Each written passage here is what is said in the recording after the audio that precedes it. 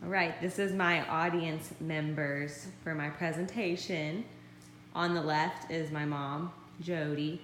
In the middle is my dad, Troy. And on the right is my fiance, Devin. And I'm going to give the phone to my mom real quick.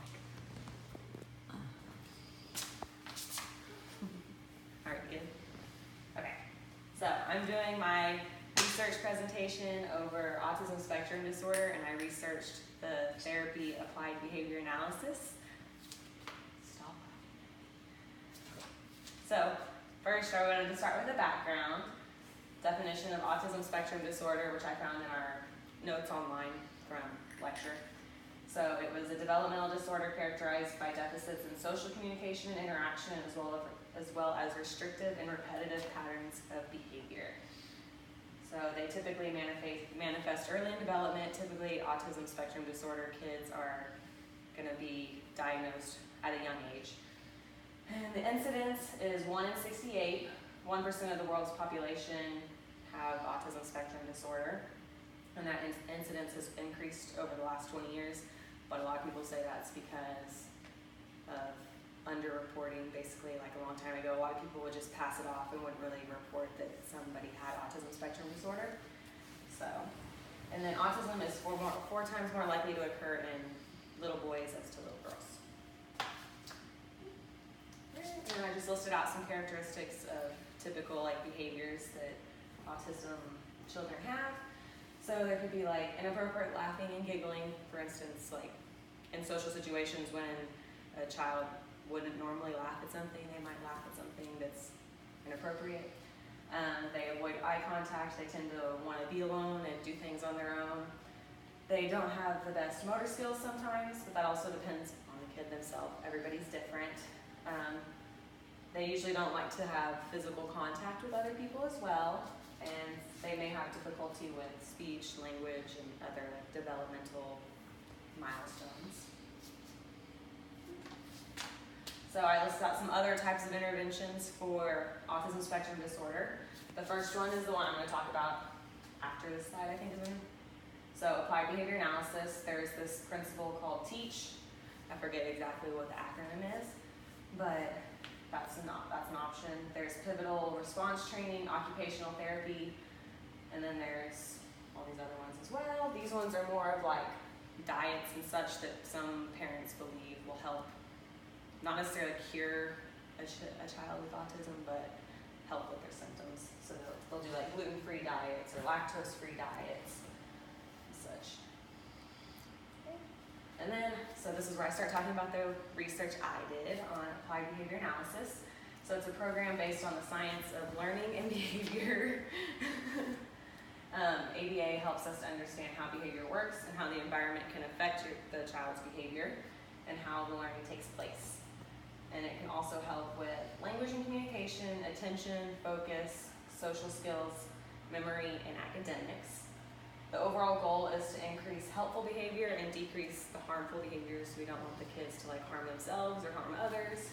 So they're going to try to obviously avoid those types of behaviors. So the overall point of this project was that I had to find 3 different research articles that were talking about applied behavior analysis in relation to autism spectrum disorder. So this is the first one I found. The title was Predictors of Longitudinal ABA Treatment Outcomes for Children with Autism, and it was a growth curve analysis. So there was 35 participants. The average age was 3, and the children were assessed on day 1, and then after that they were assessed about every 6 months after. And they did a developmental profile to measure the children's communication and other types of characteristics.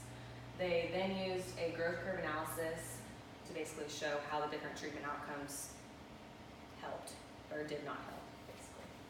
So the results were that the higher cognitive functioning significantly predicted growth factors across all the 4 different domains that they tested, which I have a graph on the next page. So basically, the first domain was communication, then they had social, emotional, adaptive behavior, and physical. And I know the graph's kind of small, but you can tell that over time, the graphs increase and get a little bit better. So that's good. And then We had to do a critique on each of the articles as to what we thought the article could have done a little bit better or what they did really well. So the pros of the article is that they measured 4 different domains, so there was a lot of variability. And then some of the cons was that the sample size was way too small. They probably should have had a lot more people in the sample so it's more generalizable. So the overall consensus is that I thought that the study would have been more representative had it had a larger population, and that there would have been less room for bias, because the smaller sample size you have, the more likelihood you have that there's going to be bias from the experimenters and all that good stuff. But I did like that the researchers developed many different domains and looked at different aspects of the children and not just like one thing. And they, yeah. Sorry. Okay, next one. So the second research article is comparing 2 different types of research. So I mentioned at the beginning that another type is the pivotal response treatment, and then they basically compared pivotal response and ABA, and they were trying to determine which one might be better, basically. So there was 18 boys, 12 girls. They were all aged from 6 to 11. Each of them had been diagnosed with autism spectrum disorder, and they had a mean length of utterance, which means that they could talk for at least 2 words without like having any difficulty, and that they had no vision or hearing loss and had no other comorbid disorders, so they didn't have any other like strange diagnoses. They just had been diagnosed with autism spectrum disorder. They weren't bilingual, and they had an IQ of at least 50. So the intervention, following the initial assessments, one of the treatments were administered. So either the child got the pivotal response training, or they got the applied behavior analysis. And then the treatment was twice a week for an hour over a 3-month period. And of course, they didn't know whether they were getting applied behavior analysis or the pivotal response to avoid any bias. And for results, the independent sample tested indicated no significant difference between the 2 groups prior to the start of the intervention. Following the 3-month intervention, though, they yielded differences between the 2 groups. The PRT, so the pivotal response training group, showed better gains in the amount of words that the children could speak, so their mean length of utterance, following the 3-month intervention. So basically, overall, they found that pivotal response training was probably a little bit better. If you look at this, so it says the ABA group, they both increased, which is good, so that means ABA is also still good, it's just maybe not as strong as pivotal response. So ABA, it went from 2.77 to 2.79 over that 3-month period, and then the pivotal response training group went from 2.76 to 3.20. So it increased a little bit more. But of course, they both still increased, which is good. So my critique is that the pros, it was good because they had good gender representation. They had about the same amount of men and the same amount of women. The researchers ensured that the children all started on an equal level, like an equal playing field. They all had the same typical IQ, they all had the same mean length of utterance, etc. The cons, again, it was a small sample size. There was only like maybe 30 people total, which is not very representative at all of the population. And the study was only 3 months long. Had they done it over like, not necessarily a lifetime, but like over the important parts of life, I guess, like when you're really still learning and everything, so from like when you're born to probably like 20, 25-ish. My overall consensus, there was excellent gender representation as well as equality among the children in terms of their starting points. So like I said, they had a good level playing field. Although the sample size was once again way too small. That's what I noticed with a lot of these research studies, is that they weren't having very good representation. I don't know if that's because it's hard to get these parents to want to sign on and have their children be a research monkey, basically. So overall, the researchers developed a larger sample size that followed the children, or had they created a larger sample size that followed the children for longer than just 3 months, the study as a whole probably would have been a little more accurate. And then the final research article that I found, it was not necessarily a research article, it was more of like I'd say kind of like a journal article that like a mother wrote. And she listed out the top 10 reasons of why she felt that autism spectrum disorder kids deserved applied behavior analysis. And she's a mother that has an autism spectrum disorder child.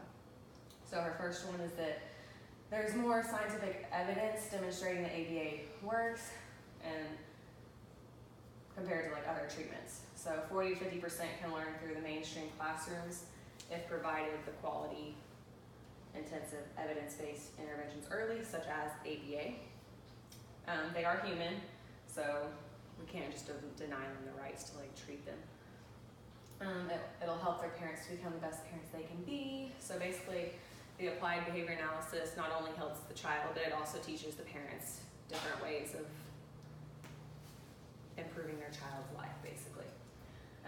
For instance, like this next one, it helps teach the children how to sleep through the night and how to use the bathroom on their own, which is something that would be huge for a parent that has a kid with autism, because they don't want to have to be woken up every night for the rest of their life, basically. And they don't want to have to go to the bathroom with their kid every single time that their kid has to go to the bathroom. So it's good that this type of therapy helps. The fifth one is that the best defense against tyranny of low expectations. So basically meaning that they're truly accepting the person and embracing how, even though that they are disabled, that they can still learn, especially through the applied behavior analysis therapy. And then these are the last 5. So it can teach them skills necessary to make friends, which is really important because a lot of autism spectrum disorder kids tend to have issues with social environments and fitting in with their peers. It enables their parents and teachers to capitalize on their strengths and preferences. So ABA can turn deficits into strengths by asking how can they take advantage of this behavior. So like she had mentioned something in the article, I don't remember the exact example, but basically her kid did something that was negative, but she was able to turn it around into a positive, which is kind of smart. So the 7th one, it can teach parents to respond in the moment, which kind of goes with that last one. Like if your kid does something that's negative, you are able to think more on a whim to help and capitalize on that moment. Someday their parents are unfortunately going to pass away, so the kids need to learn how to somewhat handle themselves without the help of their parents, even though depending on the functioning level, obviously that plays into it. And then the last one, it can prepare them to be their own best advocates. She mentioned that a lot of like the higher functioning autism kids, that once they got older, they were actually able to become like advocates for themselves and for the autism spectrum disorder as well. So my critiques on this article is, like I said at the beginning, it's not really a good research design. It doesn't have like empirical data. It doesn't have any type of design. It wasn't researching or following a certain amount of like students or males, females, anything like that. It was just a mom writing an article about her experiences, basically. But although I did say that it is kind of nice to see something from someone that, it's good to see somebody that is writing something from a perspective of that she's been in that situation and she has a kid that's going through this, so she really understands. It's not somebody that's making these research designs that doesn't really have any personal connection. And then the formatting made it really easy to flow and like follow, because as I did before, like I bolded the 10 things. So she bolded out all of her 10 things that she liked about applied behavior analysis. And then under each one, she had like a little paragraph about why that was like, why she included that. So my overall consensus is that I actually really like this article because it spoke from like the depth of her heart, you can tell. And therefore she is able to provide real, raw information to the public that's not tailored by an actual like applied behavior analysis.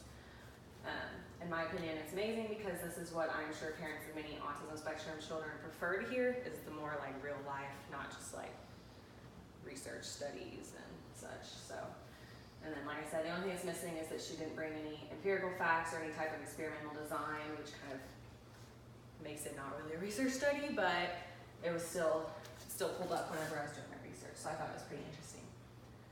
And then that's my works cited. So yeah, that is my presentation. And I'll show you that my people are still here. There's my mom and my dad and my fiance.